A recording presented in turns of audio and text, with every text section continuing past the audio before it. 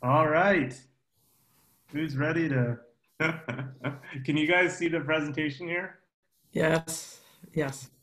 Okay, great. So, building a successful careers with a VCU degree. That's the name of this presentation, and I'm going to try to sort of tie everything back to my VCU experience as I go through this, just because I think it's really central to where I've ended up and where I've gone. And so let me just get started. So what I'm going to do in this presentation is basically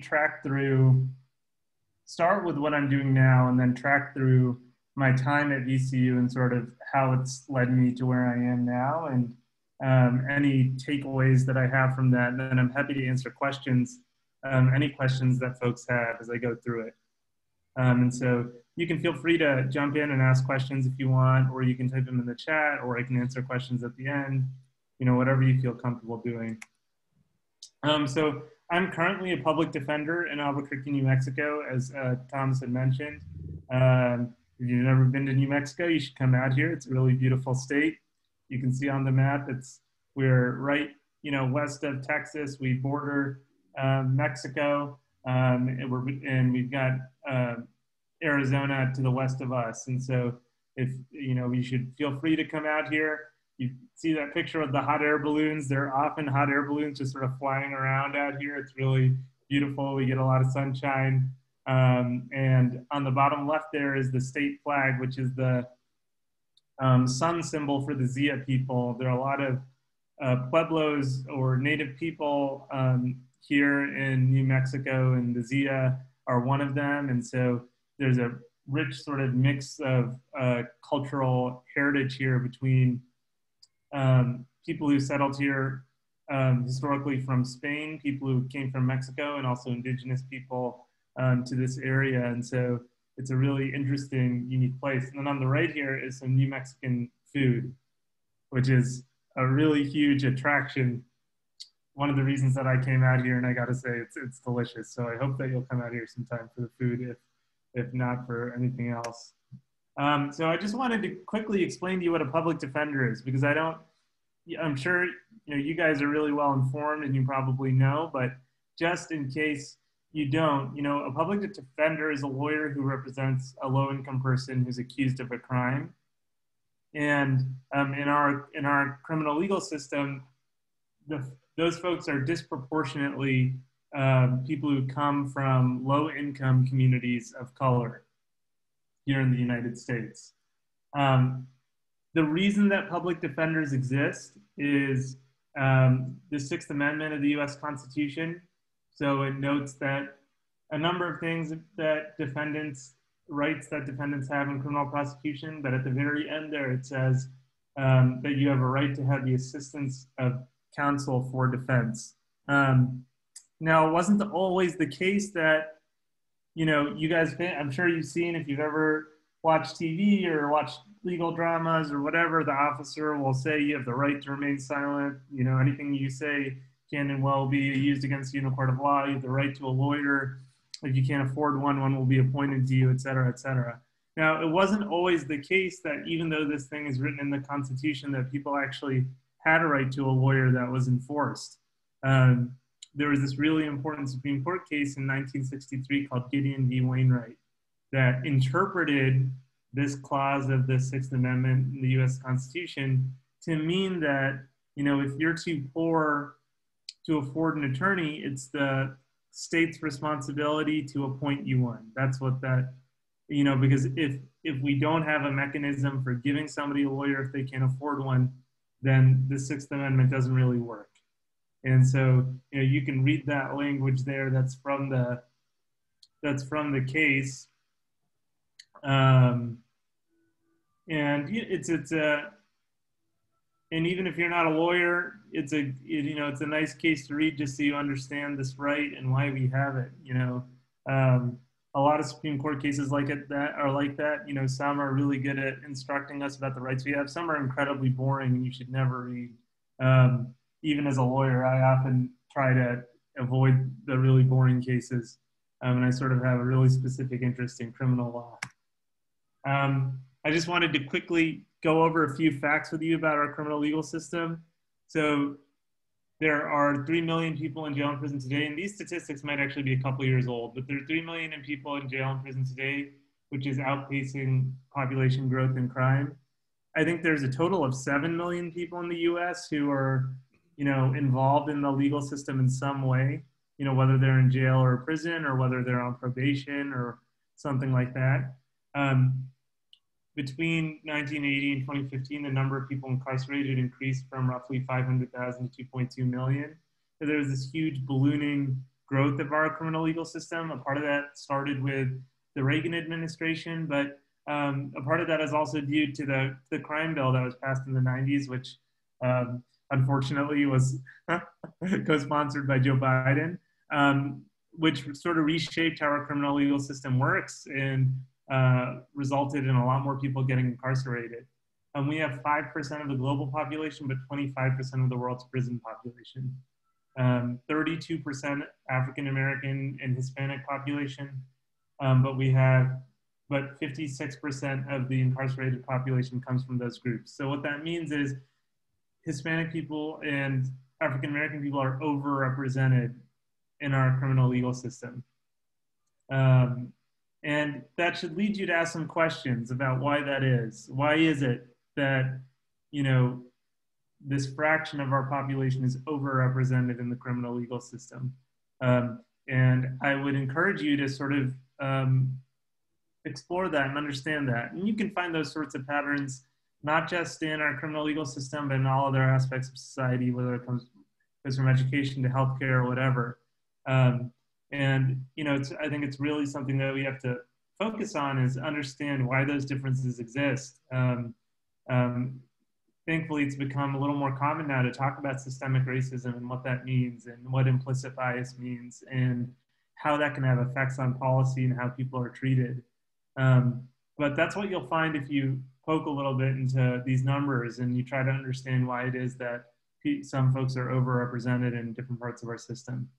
And there are many more statistics than this, but I just wanted to share some of them with you. And I won't read them all. You can read them yourself if you look at the screen. But it's safe to say that there is a disproportionate overrepresentation by low-income folks of color in our criminal system. So I wanted to talk to you a little bit about sort of now I've told you a little bit about what I do and to some extent why I do it. Racial justice is something that's really important to me, and it's what led me to public defense work. And I think that sort of tracks back to VCU and my time there. And so I'm gonna just walk you through my experience at VCU and sort of how it's led me to what I'm doing today. But the summer before I went to college, I spent working on Obama's first campaign as a volunteer. And I was, this was right after I finished high school, and I moved to Richmond and I slept on a volunteer's couch and just worked on the Obama campaign over that summer, registering voters in Richmond. And one of the things that I was quickly exposed to that I think sort of started me down the path I'm on now is I spent a lot of time in really low-income neighborhoods in Richmond, and I'd never had that sort of exposure to that segment of society to a big extent growing up, because I'd grown up in a pretty sheltered community. We have a couple of folks here from Northern Virginia, and Northern Virginia is not a very culturally or economically diverse place, and so it is. You're unlikely to be exposed to a lot of these things growing up in that part of the state. I certainly wasn't. I spent, in the bottom left corner there, you see a table with some beer and beer pong. That's to represent the fact that I spent my first year in college, mostly not doing much except drinking probably too much. And I don't encourage people to do that, but that's just a reality of what how I spent a lot of my social time, which I think is true of a lot of people's college experience, but maybe not so much right now during COVID. Now, what got me involved in the Alexandrian Society was in 2009, in the fall of 2009, I saw a flyer. So I sort of came back after my first summer of my first year of college and was like, I'm gonna really focus on school. And I had a lot of different interests, and I remember seeing a flyer for this lecture by this thing, the Alexandrian Society, um, about how mosquitoes helped win the American Revolution. And so I attended that lecture, and at the end of it, I asked a question, and Dr. Moy liked the question I asked. I don't know what I asked, but he spoke to me after the lecture, and that's how I got involved with the society. He invited me to come out. I wasn't a history major, and so I hadn't learned about it, and he invited me to come to the meetings, and so I did. You know, the Alexandrian Society was a really, really special part of my experience in college. I made some wonderful classmates and friends who I still keep in touch with. The logo that we use, that I see you guys, I think we're still using, that was designed, Dr. Moy, do you know who designed that logo? There was a competition you guys had. I mean, Dennis was involved. It could have been Dennis's, but people came up with different designs, and then we voted on it. That's right. This was a design by Dennis Williams. This is a Dennis Williams classic right here. Was it Dennis? It was Dennis. Yes, I think it was. It's classic. So Dennis, who's one of my good friends, he designed this logo that I'm proud to see we still use today. That's from our time with the Alexandrian Society. And Dennis is actually now a teacher in the Richmond area. You know, one of the things that stood out to me about my experience with the Alexandrian Society, and one of the reasons I think it's really great that y'all are involved with it or are getting involved with it, is I learned a lot about the history of the Atlantic and elsewhere. I learned a lot, you know, about human rights issues and race and class, and it sort of planted a seed for me to understand those things more thoroughly.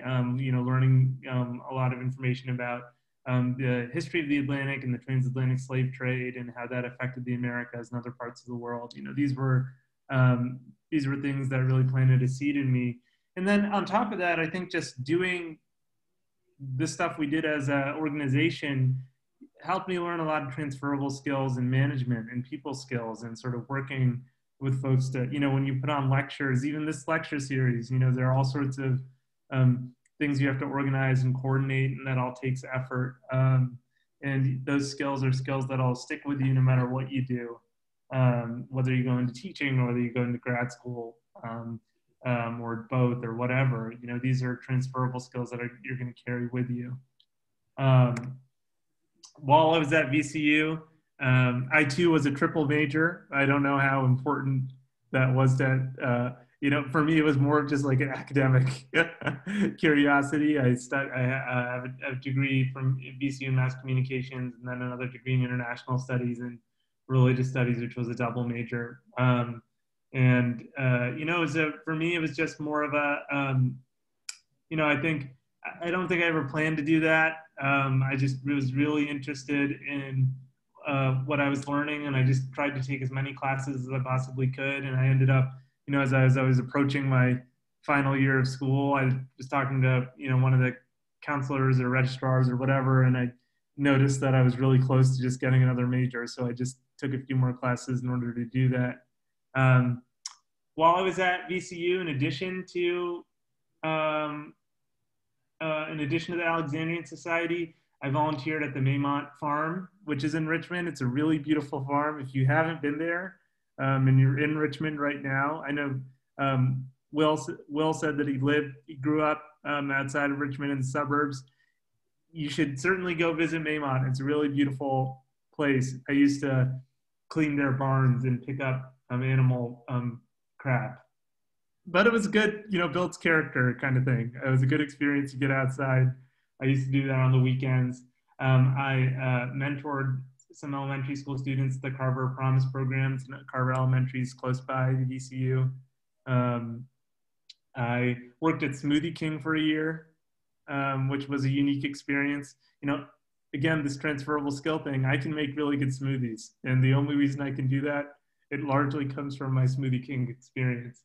I also worked as a Career Center ambassador with VCU's Career Center, which was a great experience. You know, I met some really good mentors there.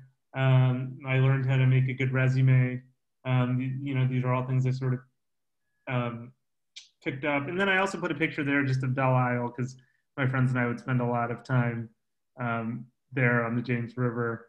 It's you know, beautiful. If you're living in Richmond because you go to VCU, I know it's remote right now and you haven't spent a lot of time in those places, make sure you do it before you leave. I'm sure you have.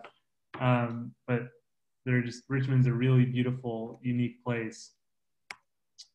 As Thomas had noted, you know, I took off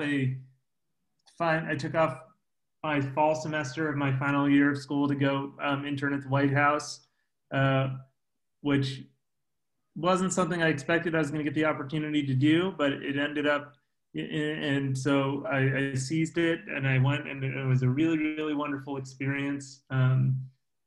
I built some relationships with folks, including one of my bosses, you know, relationships that are still very dear to me, and I still keep in touch with folks I worked with, and you know, that one of the experiences I learned from that is, you know, just to keep touch with people if you can, and you never know where these relationships will lead you. And in fact, that boss is now working on Biden's potential transition, and she asked me if I wanted to come work on it, and I didn't right now, but you know, it's just stuff like that, you know, these sorts of experiences create opportunities. And then in my final semester of college, I joined Obama's reelection campaign, basically as a surrogate for issues affecting young people, issues that youth cared about, and I'd speak at different events. And you know, one of those events was a rally at the Siegel Center, and so that was a really special, wonderful experience that I had. And again, you know, all these things sort of helped me build some skills that I've applied since then. And these things also helped expose me to perspectives and issues that I had already learned a little bit about and had been reinforced by my experiences in the Alexandrian Society at VCU, and sort of led me to my next step.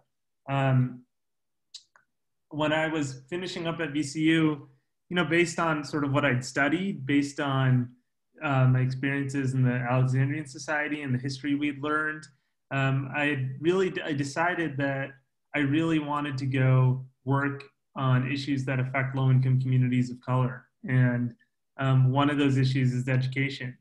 You know, we have a couple of folks here who are interested in going into teaching, and you know, you probably know really well that the education system in the U.S. has all sorts of problems, and access to a high quality education is really hard for everyone to get, and it's unfortunate that depending on where you live and who you are and sort of your background, you may or may not have good access to a high quality public education. And so I joined Teach for America because one of the lessons that I've learned through my experiences thus far is, you know, if you want to really understand these issues, you know, you can't just sort of read a book about it and, you know, then just decide you know every part of it. You know, the best thing to do is sort of go out there and get really close to the issue, and see what it's like day to day to work in the field in these sorts of issues. And so that's what I did. I went and I was a teacher in a what's called a PLA, a persistently low achieving school in Detroit, Michigan. In fact, the Education Achievement Authority was an emergency school district that was created the year that I went to Detroit, which was in 2012. So the state took control of 15 schools in Detroit and put them in this special state district. And you know, these were schools that had years of, that had been neglected for years and had years of low achieving test scores. And I went to a high school there and had a really crazy experience. That's the only way I can describe it. We didn't have the best leadership at the school. It was a really challenging experience for the students and the teachers there. And I got an inside look at how how things can work and how things sometimes don't work in schools and the reasons that that happens. And it was a really hard experience that I learned and grew a lot from, and not a day goes by that I don't think about that experience. But it certainly did expose me to these issues of race and class and education. And it let the groundwork for what I did next. After Detroit, I went to New York for a year and worked for a charter school system there. So in Detroit, I was working for a public school system. I went to New York and worked for a charter school system, and that itself was its own sort of unique experience. And I was in more of a management role there. I wasn't teaching. I was working for their sort of district headquarters, managing large projects for the school district. And so I sort of got a bird's eye view of how the school district itself was run. And that was itself its own sort of education. And a lot of the skills that I used in helping run the Alexandrian Society were management skills that I used both at the White House and then I used when I got to this charter school network. After a year of doing that, I'd sort of decided education is really complicated. And I don't know if I'm ready to do work in this field for a long time. I'd seen a lot in those 3 years. I know it's a short period of time, but I had had a really deep experience, and so I think I was ready to learn. I was ready to understand a different aspect of how low-income communities are affected, and so I went to law school. I went to law school at NYU in New York. I went to law school and I went to NYU for a couple of reasons. While I was teaching, I'd read a couple books, one called The New Jim Crow, one called Just Mercy.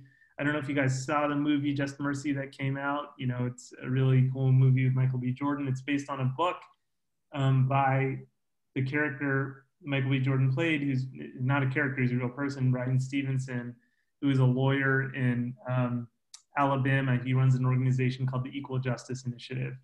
And I read his book, and I read The New Jim Crow by Michelle Alexander, which are both books really about the criminal legal system and about race and class and how all these things are intertwined.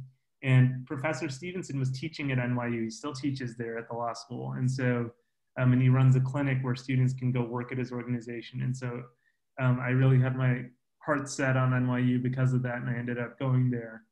And I ended up doing his clinic. And so I went and spent, among other things, I worked in public defender offices in New York.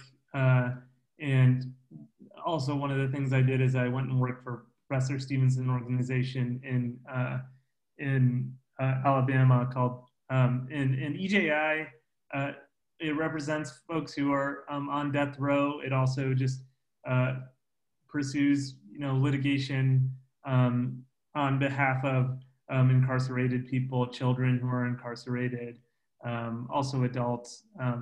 Bryan Stevenson has argued a lot of cases in front of the Supreme Court that has changed the way that the law looks at young people and how they should be treated in our criminal system.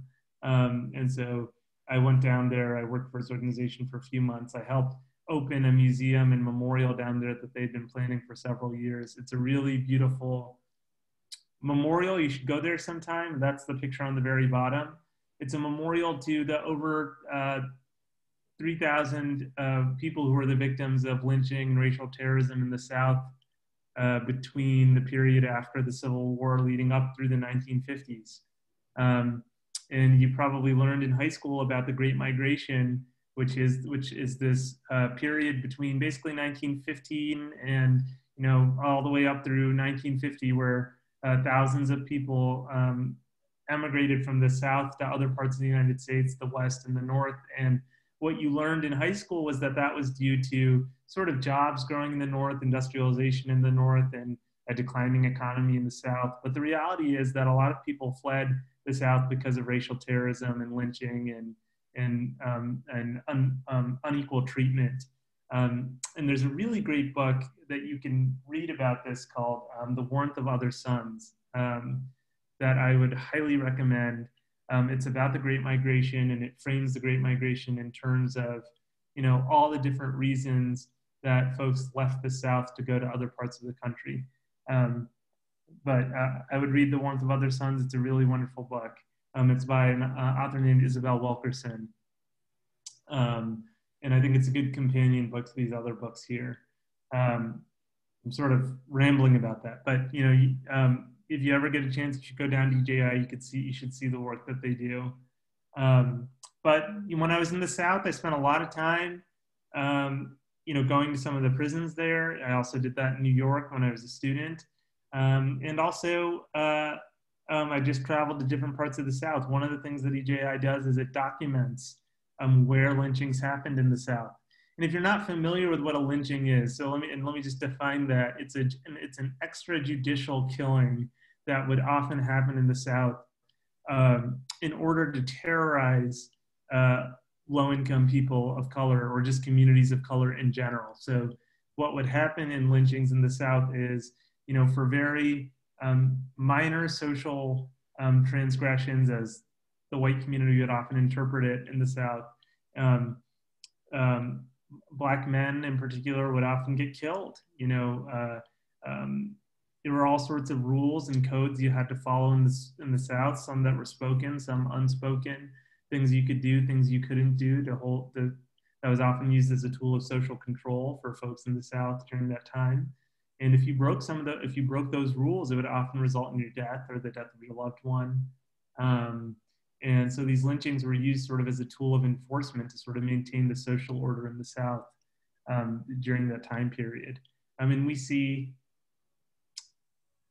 what we see today in our criminal legal system is sort of an echo of that in many ways, which you can read about. I won't go into right now because that itself is its own long discussion and conversation. But there's a lot of material out there for you to learn about those things. I'm happy to point you in more directions if you want to get in touch with me about it. In any case, all those things sort of led me to what I did next, which is I accepted a fellowship with Georgetown's Law Center. Georgetown is in Washington, D.C. They offer a 2-year fellowship where you can go get really intensive public defense training, intensive training to be a criminal defense lawyer for folks who are accused of crimes, low-income folks accused of crimes. And just to draw the connection for you a little bit, Brian Stevenson argues, and I also believe, there's a direct connection between the legacy of racism and slavery in the United States to the criminal legal system that we have today. I think, and you'll see if you read these books that I pointed out, that the criminal legal system today is used sort of the same way that Jim Crow laws were used as a tool of social control of low-income communities of color. And I believe it was designed that way, and I believe it functions that way. And that might surprise some folks here, maybe it doesn't. But, I think there's been a lot of conversation, especially during Trump's presidency, about this stuff, but it's not hard to see the line between these things. And, America didn't all of a sudden become unracist in 1960 when we passed really important landmark civil rights legislation and had, really important progress. These systems persist in many ways, and we're still trying to undo them and unravel them and reshape them. But the criminal legal system today functions, and I see it every day that I go into a courtroom and I work with my clients. It functions as a way for law enforcement in the state to sort of keep an eye on low-income folks and sometimes incarcerate them for really dumb reasons. And so when I went to Georgetown, I got really good training around that in DC, both academic and trial training. I had several trials there. And then in my second year there, that 2-year fellowship, I still had my own cases. I worked with both children and adults, represented them in misdemeanor and felony cases. But I also taught law students there, third-year law students who were working with children accused of crimes. I was with them in court. I taught them substantive areas of the law, and I helped teach them how to try cases, which also continued to teach me. Because, it's not like I've had a huge breadth of experience at that point. I was a year into being a lawyer. But it was a really wonderful experience. And I earned another degree there, sort of a useless degree, but it's something you can put down on your resume. I'm not Matthew McConaughey, you know, he's being a little dramatic in that picture, but sometimes court can be dramatic. Virtual court, not so much, you know, you could be in a situation where you're pointing at someone like Matthew McConaughey, who knows? That's it in terms of, you know, just my presentation. I will say, you know, just some takeaways, and let me stop sharing this now.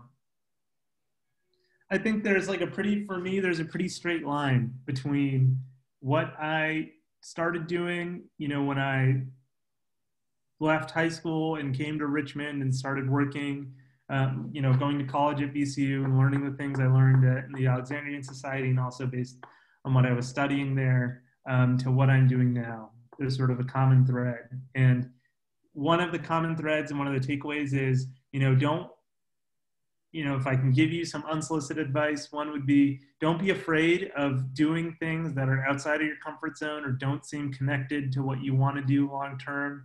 You know, if you want to be a teacher, if you want to go to grad school, that's great. And if you want to take out some time between that and do something that you've always wanted to do that you're not sure you're going to be able to do after, go do that. You're going to get transferable skills from that experience that you can apply to everything else you do. And trust me, you're not going to be behind the ball because you took a year off to go work on a farm in some random part of the world. If that's what you want to do, it's going to be an important experience that you'll think about for the rest of your life. And I can't stress that enough. There's an eagerness sometimes to just sort of go ahead, go to the next thing, go get your degree, go, you know, start doing things. But you have lots of time, and every experience is going to give you transferable skills. And you'll be able to tie a thread through all the different things that you do, and it'll just give you more perspective. I think one of the huge benefits when I went to law school that I had over some other folks, or when I say benefits, I mean advantages, was the fact that I worked for 3 years and I had a really challenging work experience, which gave me some perspective. And I can't encourage folks to do that enough. Okay, so I'm going to stop talking now, and I'll answer any questions that you guys have, really any questions that you have at all. If you have questions about the election that's going on right now, I'll answer those questions. Whatever you guys want to talk about. It doesn't really, don't feel super formal about it. And if you don't have any questions, that's fine too. You don't need to feel pressured.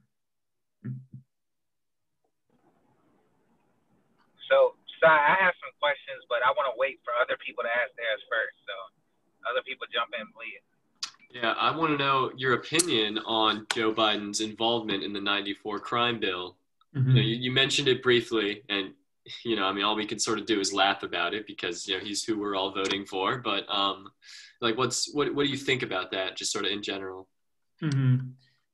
I mean, look, it's really troubling. The reality is that, you know, the whole Democratic Party at that point during the Clinton administration was in this place where, in order to retain and hold on to political power, it was important to present yourself as tough on crime, and tough on crime almost always meant tough on low-income communities of color. And that's what it continues to mean today. And so it was a really terrible mistake. And I think he acknowledges it. He acknowledges it now. You know, the reality is that lots of lives were ruined that can't be unruined. There are lots of things, and look, to be fair to folks too, I think there are lots of things now that people know about our criminal legal system that they didn't necessarily understand at the time. And I think it's true that folks didn't quite understand the repercussions that a really sort of arcane system of law enforcement would have on people's lives. And a part of that has to do with our sort of cultural consciousness and how we understand our, like, the legacy of slavery and racism. I think we were sort of, it was, treatment of communities in this way was so normalized and we're so desensitized to it that I think it was easy to pass major legislation that would really criminalize poverty in many ways and criminalize substance use issues that people have, substance use issues that are often due to societal problems that we haven't addressed. You know, why do people use substances? It's because they feel alienated or excluded, or they don't have access to something that they need. And so we're not really getting to the root cause of those issues. But, you know, it's a long way of saying I think it was a mistake. Yeah. Yeah, thank you. Thank you. That makes a lot of sense. Course. I mean, you know, it didn't stop me from voting for him. It was just something, you know, that I knew in the back of my head just made me go, you know, but. I mean, it's not like Trump was much better, right? He took out a huge ad in the 1990s about the Central Park Five, basically calling for the death penalty for these kids who were later exonerated. So, you know, he's not, he might say he's the least racist person he's ever met or whatever, but, you know, it is what it is. Also, it's been pointed out that blacks, I think the Black Caucus members also voted for it. So that sort of complicates matters. You know, there's a really good book.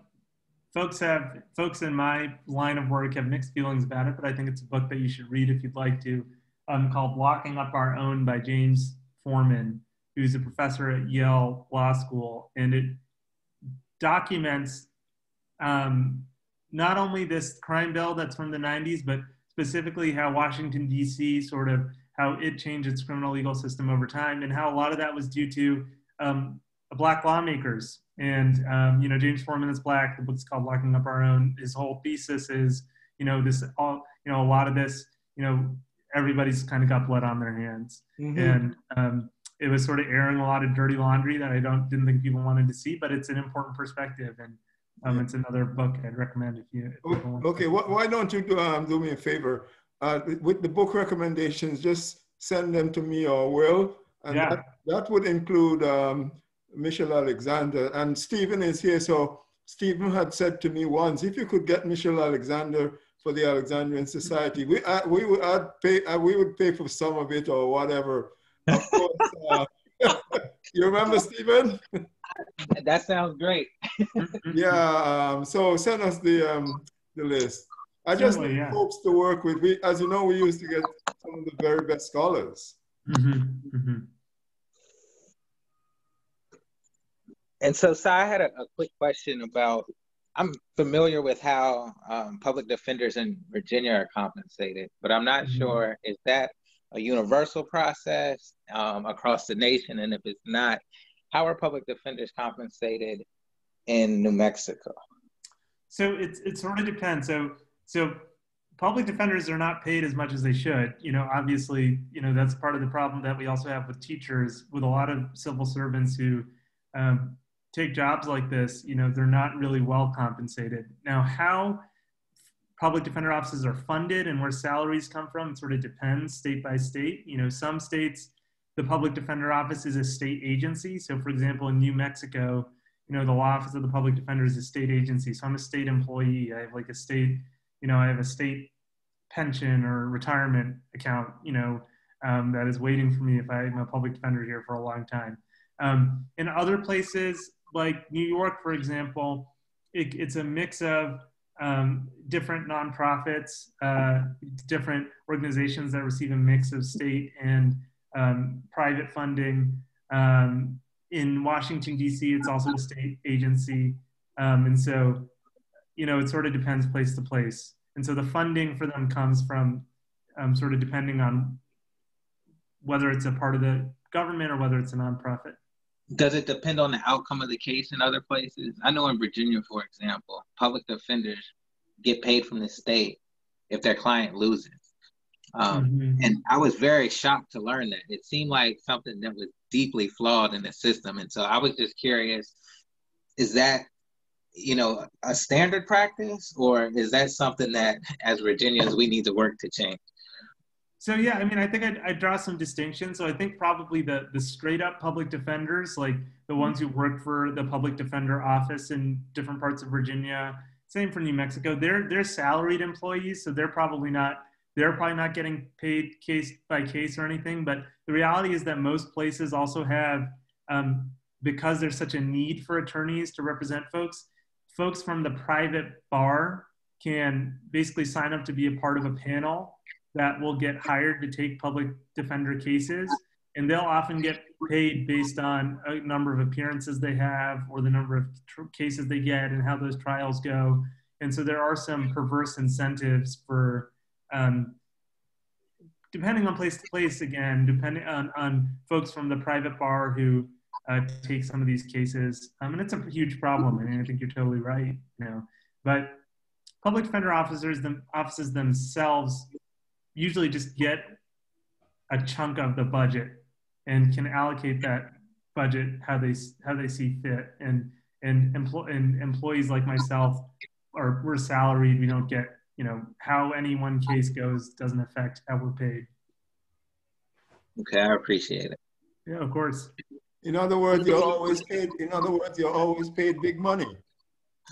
Right, big money. Yeah. Yeah, that's why you go into public defense work, for the money, for sure. Yeah, but, you know, depending on where you look in New Mexico, my salary here is more than I'm paid well above what most people make, and the cost of living here is really low. And so, you know, I will say for a lot of public defenders around the country, though, becoming a public defender is like taking a vow of poverty. It's the same way with like teaching. Mm-hmm. You know, if you go and you become a public defender or a teacher in some rural area of the South, you're not likely to get paid a lot of money, and that is a moral transgression. And you know, we ought to address it as a society, but that's often up to state legislatures. So, yeah, I know we're running up to time, but just a quick one. I wanted to just ask about, you know, you're someone, correct me if I'm wrong, but I've always had this feeling that you don't let grass grow under your feet. You understand what I mean? I can understand that. Yeah. I think my parents would probably agree with you, Dr. White. I know! And I don't think this is the last thing that you're gonna do, but what, apart from, you know, your personal ambitions, what gave you so much drive all the way along? Mm-hmm, mm-hmm.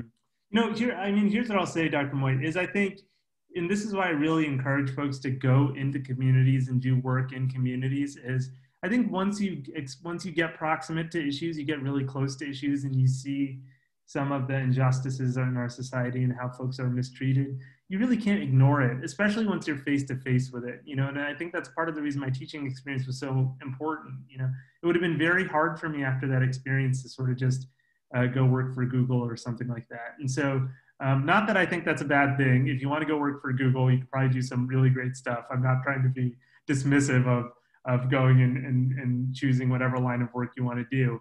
But it would have been very hard for me to just sort of ignore what I had seen and act like those issues aren't happening around us all the time. And so I think that's sort of what's driven me and continues to drive me.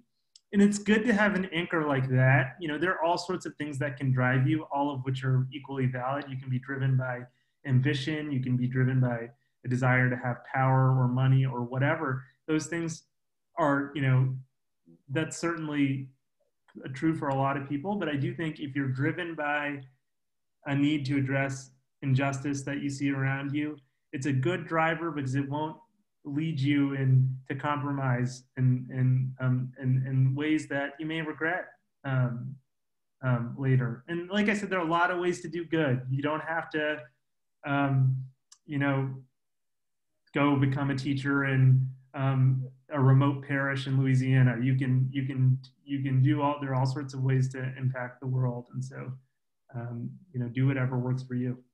Did culture play a part of that? The way what you learned from your parents or your their home culture? I think to some degree, you know, my parents joke about how, you know, my siblings and I are all sort of doing stuff that's, you know, we're not doctors or accountants. And I think that probably my parents will joke about how, you know, they wish they'd instilled the value of like investment banking in us and stuff like that. Because my brother works for USAID and my sister she's an economist in Norway at a university there. And so I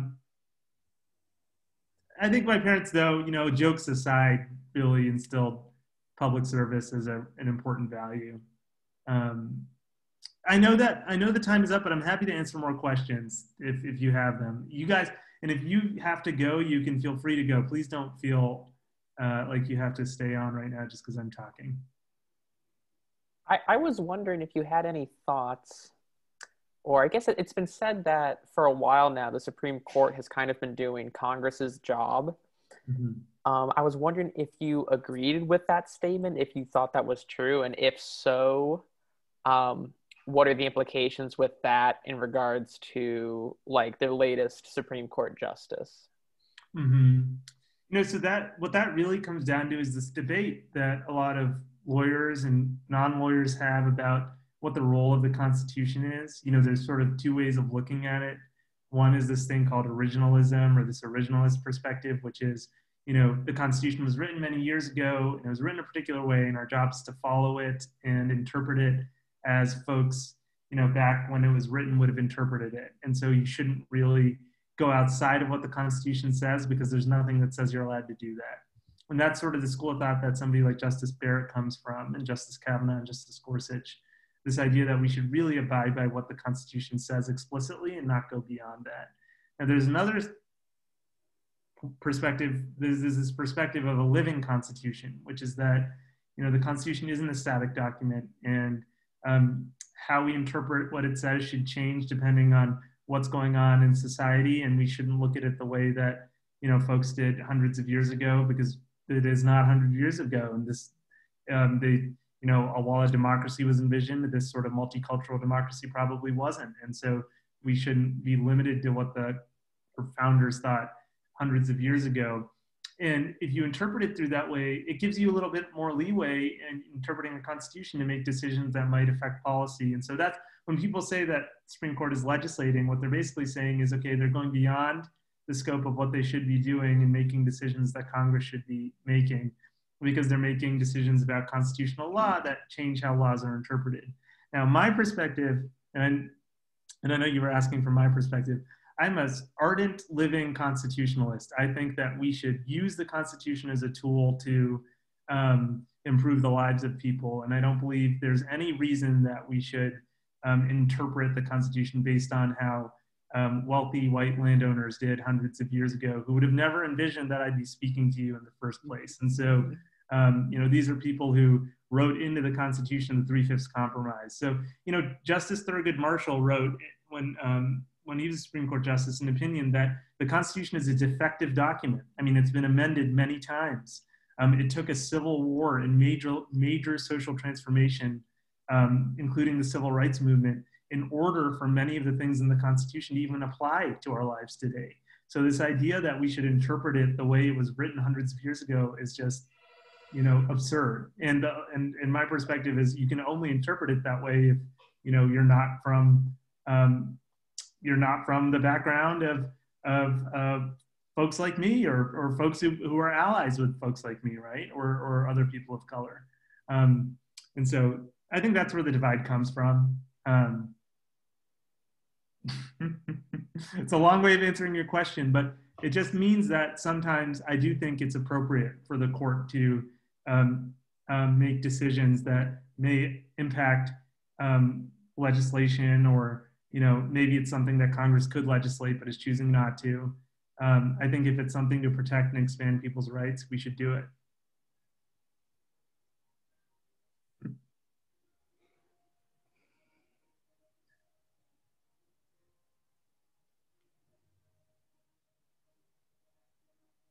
Any other questions for folks? You can also, you know, I'll give you my email. I'm just going to write it here. If you ever want to get in touch with me because you have questions about anything, you should feel free to. Whether it's job stuff you're thinking about, if you're thinking about school or whatever, if you have any questions about anything, I'm always happy to get in touch with you and offer you any perspective that I have that might be helpful. Well, when can I come down to eat some of that good food down in New Mexico? Come on. Come. Whenever you want. Kathleen, come. Look, the rest of y'all come over to New Mexico. Let me know if you're coming, if you're around this area. I'll be happy to get some food with you. And, you know, we've got a guest room here, and we can also go explore there's some mountains nearby. Dr. Moyd, I don't know how interested you'd be in a nice hike, but we could go hike in the mountains here, which itself is a cultural experience, Dr. Moyd. So, all right, and you must come back to Richmond. Oh, I know, I need to come. Right now it's, once